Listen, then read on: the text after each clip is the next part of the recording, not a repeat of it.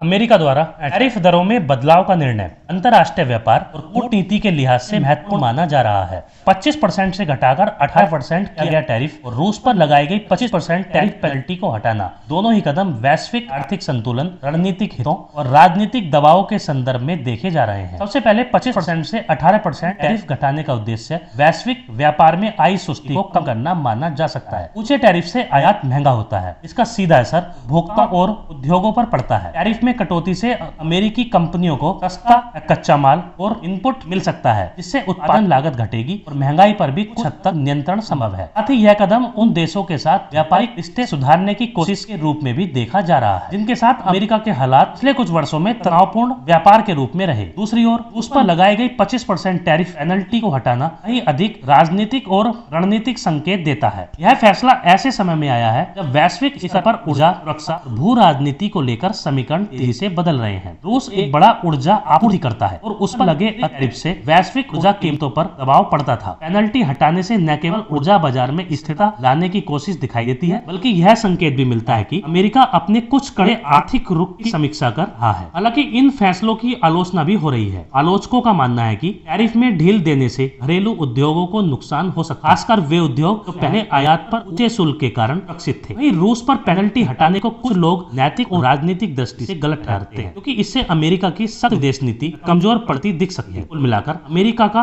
यह कदम व्यवहारिक आर्थिक जरूरतों और बदलते वैश्विक हालात के बीच संतुलन बनाने की कोशिश के रूप में देखा जा सकता है। टैरिफ में कमी से व्यापार और उपभोक्ताओं को राहत मिल सकती है, जबकि रूस संबंधी फैसला व्यापक रणनीतिक गणनाओं का हिस्सा प्रतीत होता है। आने वाले समय में इसका असर वैश्विक व्यापार, ऊर्जा बाजार और अंतर्राष्ट्रीय राजनीति तीनों पर स्पष्ट रूप से दिखाई देगा। भारत के टैरिफ पर अमेरिका की ओर से कोई तीखी प्रतिक्रिया न आना और उसी दौरान टैरिफ दरों में नरमी दिखाना केवल एक संयोग नहीं माना जा सकता। इसे अंतर्राष्ट्रीय दबाव, बदलते व्यापारिक समीकरण और रणनीतिक मजबूरियों के संयुक्त प्रभाव के रूप में देखा जा रहा है। अमेरिका ऐसे दौर में यह फैसले ले रहा है जब वह एक साथ कई मोर्चों पर आर्थिक और कूटनीतिक संतुलन साधने की कोशिश कर रहा है। भारत ने हाल के वर्षों में अपने टैरिफ ढांचे को राष्ट्रीय हित और आत्मनिर्भरता के आधार पर मजबूत किया है। कई अमेरिकी उत्पादों पर भारत ने ऊंचे टैरिफ को लेकर वाशिंगटन में असंतोष दिखाया, लेकिन अमेरिका ने खुलकर टकराव का रास्ता नहीं चुना। इसका कारण